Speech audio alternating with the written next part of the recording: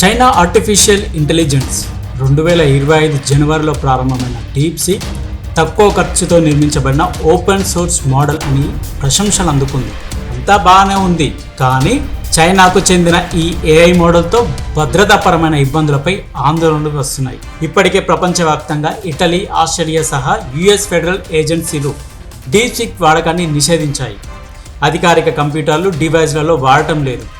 తాజాగా భారత ప్రభుత్వం కూడా డీప్సీక్పై సెక్యూరిటీ పరమైన ఆందోళన వ్యక్తం చేసింది. త్వరలో డీప్సీక్పై నిషేధం విధించే అవకాశాలు కనిపిస్తున్నాయి.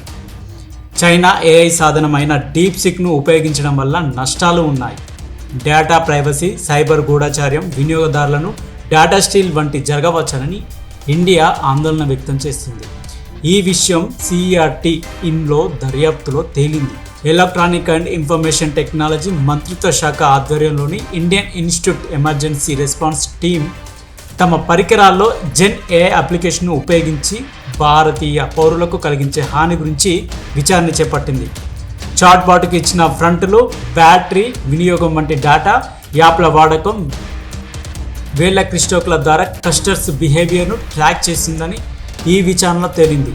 డీప్సీక్ విషయంలో చాలా జాగ్రత్తగా ఉండాలి. డీప్సీక్పై చాలా డౌట్లు కూడా ఉన్నాయి. త్వరలో దీనిపై ప్రభుత్వం ఒక నోటీస్ కూడా జారీ చేసిందని సిఈఆర్టీ ఇన్ అధికారి ఓ ప్రకటనలో తెలిపారు. ఇటలీ, ఆస్ట్రేలియా వంటి దేశాలు, అమెరికా సమైక్య సంస్థలు ఇప్పటికే అధికారిక పరికరాల్లో డీప్సీక్ వాడకాన్ని నిషేధించాయి. గత నెలలో కేంద్ర ఆర్థిక మంత్రిత్వ శాఖ కూడా ఇంటర్నల్ నోటీస్ జారీ చేసింది. ఆఫీస్ కంప్యూటర్లు, డివైజ్లలో ఏ అప్లికేషన్లు ఉపయోగిస్తే సున్నితమైన ప్రభుత్వ సమాచారం భద్రతకు ముప్పు వాటిల్తుందని హెచ్చరించింది. సో డీప్సీక్ వాడే వారికి ఇదొక హెచ్చరిక. మీ సమాచారాన్ని డీప్సీక్ ద్వారా చైనా దొంగలించకుండా ఉండాలి అంటే చైనా యాప్ని బ్యాన్ చేయాల్సిందిగా దేశంలో చాలామంది విశ్లేషకులు అభిప్రాయపడుతున్నారు. డీప్సీక్ వల్ల భారతదేశానికి ముప్పు పొంచి ఉంది అని చెప్పి. ఏది ఏమైనా కూడా చైనా యొక్క ఈ డీప్సీక్ భారతదేశానికి అంత మంచిది కాదు. సో ఇది డీప్సీక్ వల్ల భారతదేశానికి కలిగి ఉన్న ముప్పు.